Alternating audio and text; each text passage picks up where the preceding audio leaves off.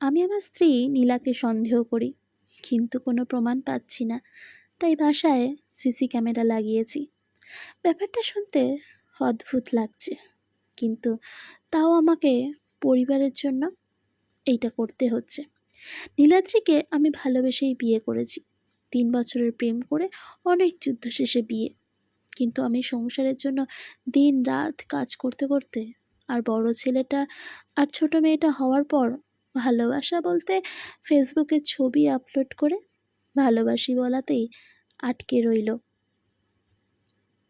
নীলাকে এখন আমি চিনতে পারি না। কি খিটখিটে আর ঝগড়াটে হয়েছে, কথায় কথায় খোঁটা দিয়ে কথা বলা, সারাক্ষণ রাগ যেন নাকের উপর। প্রায় দেখি সন্ধ্যা অবধি চুল ভেজা। জিজ্ঞাসা করলে বলে কাজ করতে দেরিতে স্নান।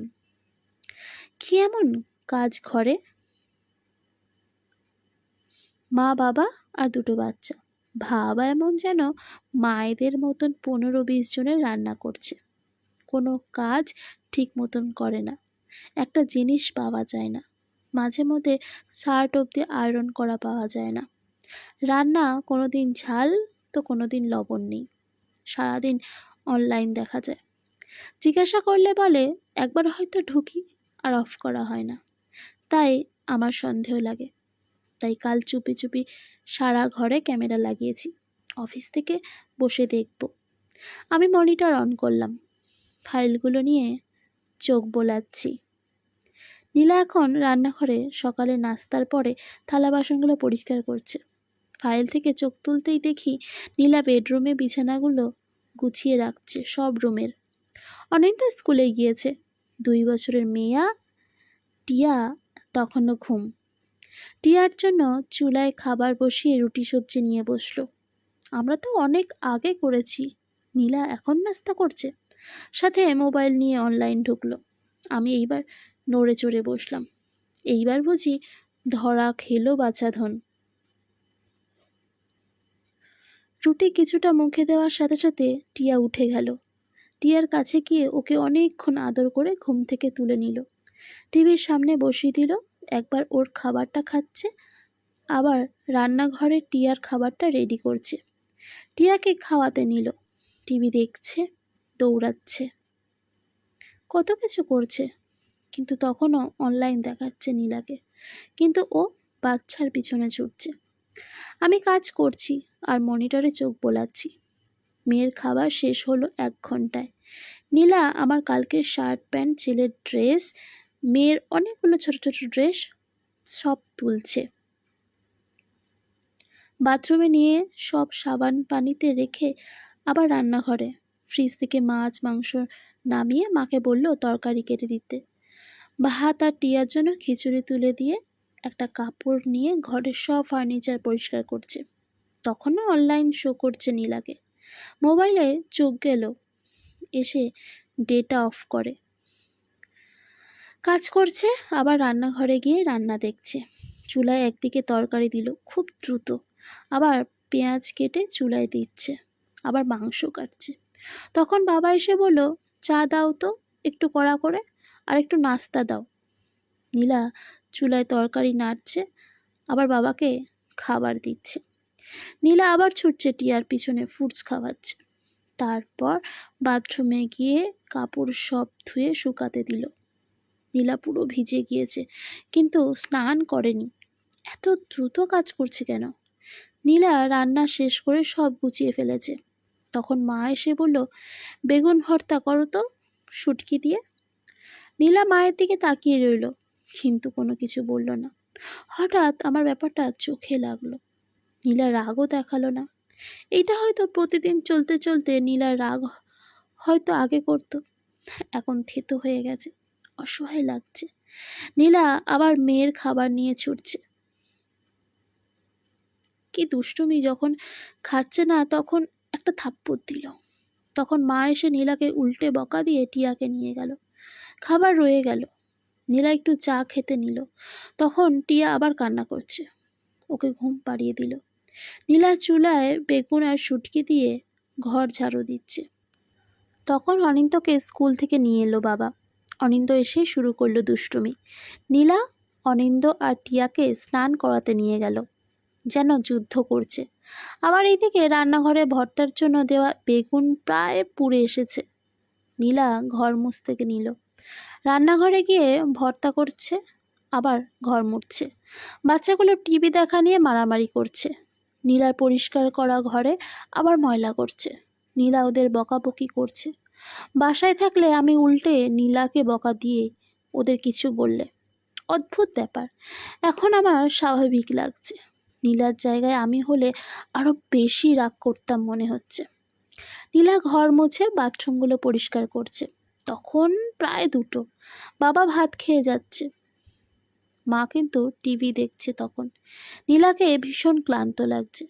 নীলা 1 গ্লাস পানি খেয়ে আবার রান্নাঘরে গিয়ে ভাত তরকারি সব এনে টেবিলে রাখলো। বাচ্চাদের জন্য খাবার নিচ্ছে। বাবা চিৎকার করছে, ভাত দিয়েছো, পানি কে দেবে? গলায় ভাত লাগিয়ে মারতে চাও নাকি? আগে পানি দেবে। নীলা আবার দৌড়ে এসে ফিল্টার থেকে পানি নিয়ে গেল। এটা তো বাবাও করতে পারতো। আমার আবার কেমন যেন লাগছে বুকে। আমি কি করি কখনো এই কাজটা? নীলা টিয়াকে খাওয়াচ্ছে। অনিন্দকে বাবা মায়ের সাথে খেতে দিলে ও খাচ্ছে না। নীলা টিয়াকে চেপে ধরে কোনো মতো কার্টুন দেখিয়ে খাওয়াচ্ছে। আবার অনিন্দকে খাটের উপর থেকে ব্যালকনি থেকে ধরে এনে পিঠে একটা দিয়ে ভাত খাওয়াচ্ছে। বাচ্চারা যখন খাচ্ছে না, নীলা অসহায় ভঙ্গিতে তাকিয়ে আছে, কারোর দিকেই না। কিন্তু নীলা বিরক্তও না, রাগেও না, কেমন যেন। নীলা এখনো কিচ্ছু খায়নি, তাও বাচ্চাদের পিছনে ছুটছে। তখন বাবা মা নীলাকে আবার বকাবকি করছে। মাছে বেশি ঝাল হয়েছে, ভাত আর একটু ফোটাতে পারো না, শক্ত থেকে যায়। বেগুন ভর্তায় তো লবণের ছিটে ফোটাও নেই। সারাদিন কোনো কাজ নেই, টিভি দেখো আর মোবাইল চালাও। আর দুটো রান্না, আর কি। খাবার সময় যদি ঠিক মতন খেতে না পারি কেমন লাগে? নীলাকে চরম বিরক্ত দেখাচ্ছে, কিন্তু কিচ্ছু বলছে না। তখনও বাচ্চাদের আরো জোরে জোরে থাপ্পড় দিয়ে ভাত খাওয়াচ্ছে। সব খাওয়া শেষে নীলা সব থালা বাসন তুলে পরিষ্কার করলো। বাচ্চাদের আরো কাপড় হয়েছে, সেগুলো ধুয়ে শুকাতে দিল। ব্যালকনির চারাগুলো যত্ন করে নিজে স্নান করতে গেল। নীলা 10 মিনিটের বের হয়ে গেল। নীলা যখন খেতে বসলো তখন প্রায় 3:30। নীলা আবার মোবাইল হাতে নিল। কিছুক্ষণ ফেসবুক চালিয়ে ওর মায়ের সাথে কথা বলছে। নীলা ভাত খাচ্ছে। তখন বাবা এসে টিয়াকে দিয়ে গেল, বাবা ঘুমাবে বলে। টিয়া বিরক্ত করছে, তাও খেয়ে নিল। নীলাকে তখন ভীষণ ক্লান্ত লাগছে, কিন্তু রেস্ট নিতে পারছে না। টিয়া ঘুমাচ্ছে না। টিয়া ঘুমালো 5টার দিকে। অনিন্দ তখন কি যেন ভেঙে ফেলেছে, ওটা পরিষ্কার করে আবার শুয়ে পড়ল। 5:30টায় বাবা আবার চা চাইছে। মা চিৎকার করছে, এতক্ষণ কিসের ঘুম? ঘরের বউ এতক্ষণ ঘুমালে ঘর তো লক্ষ্মী ছাড়া হবে। নীলা উঠতে পারছে না, পা রাখতে পারছে না, তাও উঠে আবার ঘরে ঝাড়ু দিচ্ছে। সবার জন্য নুডলস বানিয়ে আমার জন্য কিছুটা রেখে দিল। অনিন্দকে পড়াতে বসেছে আর বারবার বাইরের দিকে দেখছে, হয়তো আমার অপেক্ষায়। তখন আমার বুকটা থম দিয়ে উঠল। অফিস থেকে বের হওয়ার আগে দেখলাম শার্ট আয়রন করছে, তারপর শুয়ে আছে, কোমর ধরেছে।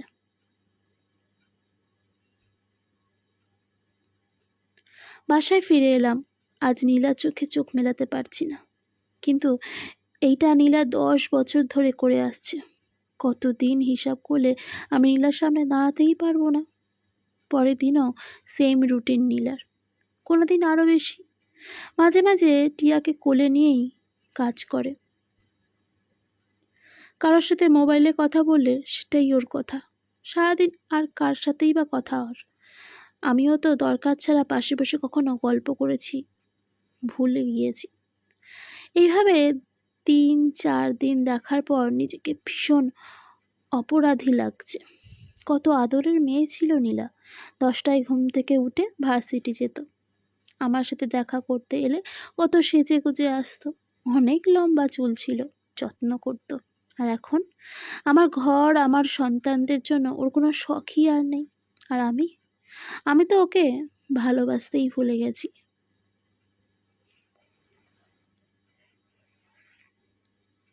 তখন আমার কলিগ শফিক সাহেব এলো। ওনাকে বললাম, শফিক ভাই, আপনার মিসেস তো জব করে, ঘরের কাজ, বাচ্চা, আপনার মা বাবা কে দেখে? আমার মিসেস অনেক করে ভাই, সকালে উঠে রান্নাটা করে আসে, দুটো কাজের মেয়ে আছে, একটা বাচ্চা থেকে আর একটা ছোট কাজ করে। মা বাবার অসুখ বিসুখ হলে ঝামেলায় পড়ি, নার্স আনতে হয়, বাচ্চাটা সবে স্কুলে দিয়েছি, তার জন্যও টিচার আছে। বেতন কেমন তাদের? ওরে বাবা, সে আর বলবেন না, ছুটা বুয়ার বেতন 2000 টাকা, পার্মানেন্ট 5000, টিচার 3000 টাকা, নার্স আনলে তো ডেইলি 1200 টাকা। আপনার তো ভাই সেসব খরচ নেই, সব একা মিসেসই করে ফেলে। আর আমরা ছুটির দিনে প্রায় ঘুরতে যাই, মিসেস সারা উইকেন্ডে কাজ করে রিল্যাক্স চায়, সেটাও একটা খরচ। তারপর ভাই মেয়েদের ধন্যবাদ দিতেই হয়। আমার মিসেস সারাদিন কাজ করে আমার ঘরের সব দিকে নজর, কাজের মেয়েটাকে আসলে ধন্যবাদ এত কিছু সামলায়। আমার নিজেকে কেমন যেন অপদার্থ মনে হচ্ছে। টাকা দিয়ে কাজ করানো কাজের মেয়েকেও ধন্যবাদ দেওয়া যায়, কিন্তু সব কিছু বিসর্জন দিয়ে যে এত বছর ধরে আমার সংসার বিনা বেতনেই কাজ করে যাচ্ছে, তাকে কখনো কি আমি ধন্যবাদ দিয়েছি একটা? এখন আমি টুকটাক কাজ করে দিই নীলাকে, নিজের কাপড় নিজে ধুয়ে ফেলি। নীলাকে বলি, আগে তো কত সেজে থাকতে, যত্ন করতে, এখন করো না কেন? আগে তো দেখার মানুষ ছিল, এখন আছে নাকি? আমাকে বলো কি কি লাগবে, এনে দেব। নীলা ভুরু কুচকে তাকায়, আবার মিষ্টি হাসে। খাওয়া দাওয়ার আগে টেবিলটা ঠিক করে রাখি, পানি নিয়ে রাখি, মাঝে মধ্যে ফার্নিচারগুলো আমিই মুছে রাখি। খাওয়া শেষে নীলা যখন থালা বাসন পরিষ্কার করে, আমি তখন টেবিলটা গুছিয়ে ফেলি। নীলাকে বলেছি, তোমাকে আর আয়রন করতে হবে না, ছুটির দিনে আমি দোকানে দিয়ে আসব। টাকা? সপ্তাহে 6টা শার্ট আয়রন করতে যত টাকা লাগবে তত টাকার তো আমি একবারে চা নাস্তা খাই। খেয়াল করলাম আমার ছোট ছোট কাজে নীলার অর্ধেক কাজ কমিয়ে দিয়েছি। নিজের যত্ন করে, এখন আর অত রাগারাগিও করে না। আমি ফোন দিয়ে তাড়াতাড়ি খেয়ে নিতে বলি, এটা করতে আমার সময় ব্যয়ও হয় না। কিন্তু নীলাকে দেখি আয়নার সামনে গিয়ে একটু হাসে, তখন আমার বুকের থম ভাবটা একটু কমে। কেন ক্যামেরা লাগিয়েছিলাম নিজেই ভুলে গেছি। এত কিছুর মধ্যে আমি নীলাকে কতটা সময় দিয়েছি। যা সন্দেহ করেছি তা যদি ঠিকও হতো, দোষটা কি আমার হতো না? আর এক ছুটির দিনে সব ক্যামেরা খুলে ফেলি, নীলাকে সব বলি। নীলা বলে, কি পেলে? তোমাকে খুঁজে পেলাম আবার, আমার ঘরের বউ আর বাচ্চার মা নয়, নীলা হিসেবে তোমায় পেলাম। ধন্যবাদ তোমাকে নীলা। কেন? এই যে এত কিছু করো আমাদের সংসারের জন্য, ধন্যবাদ তোমাকে আকাশ।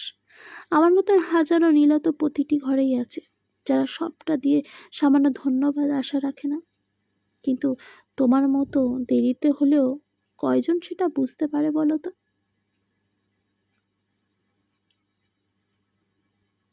তাই তা তোমাকে ধন্যবাদ দিয়ে জামদানি দেবো ভেবেছিলাম, তাহলে লাগবে না মনে হয়? ও মা, কেন লাগবে না? আর আমি তোমাকে ধন্যবাদ হিসেবে তিতা করলার রস খাওয়াবো কাল থেকে, তোমার পেট বেড়ে যাচ্ছে। মা, না না। নীলা তখন উচ্চস্বরে হেসে উঠল, ঠিক আগের প্রেমিকার মতন। ও তো প্রেমিকাই রয়ে গেছে, শুধু আমি প্রেমিক হতে ভুলে গেছি। নীলা হাসছে, সাথে হাসছে ঘরের দেওয়ালটা, ছবির ফ্রেমটা দেখি তুলে তুলে হাসছে। বারান্দায় সিল্কের পর্দাটা খুব জোরে বাতাসে দুলছে। বারান্দায় নয়নতারা ফুলের গাছটা হাওয়ায় ঝুঁকে হাসছে নীলার হাসির সাথে। গল্পটি ভালো লাগলে চ্যানেলটি সাবস্ক্রাইব করতে ভুলবেন না। ধন্যবাদ।